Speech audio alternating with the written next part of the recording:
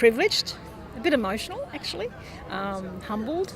I was in the finalist section, the individual finalist section with Wayne Meyer and Pippa, and privileged company. Their work is amazing.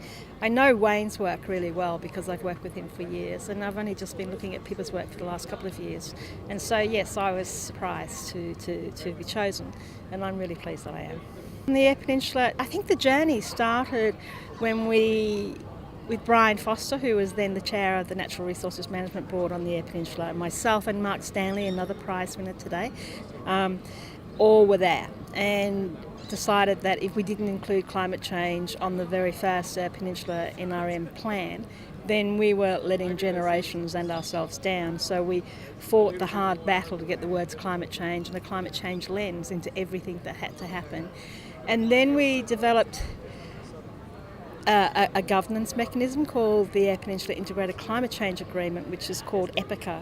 And EPICA is a collaborative body from the key leadership people or organisations on the Eyre Peninsula, and that's the Natural Resources Management Board, the RDA Board and the Local Government Association.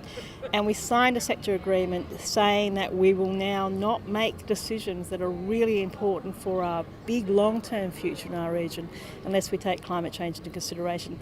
That's a very nice theory, and it all went very well until we actually started writing an adaptation plan, and we had to find new ways of doing it because our people refused to be seen as vulnerable, or the sensitivity measures that were being used in those days by the IPCC were not going to work on the Eyre Peninsula.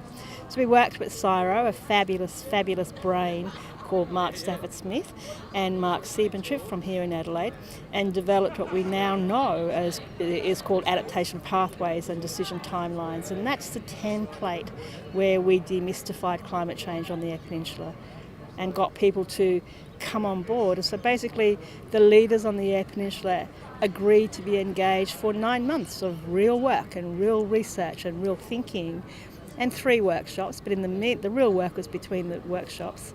And in the end you couldn't get them to leave the room, and we created a plan that was a template for each of their own sectors to go and actually start implementing. I'd like to think that I know that is actually now being used everywhere in lots of places in the world. We're now using that in the Outback. We're just about to finish the Outback and Far North adaptation plan. And again, we've modified that template, we've modified that methodology. Well, I did like reading all the words and things like that, but I don't believe that any of this is about an individual. I actually do think it's taken all of us to get here.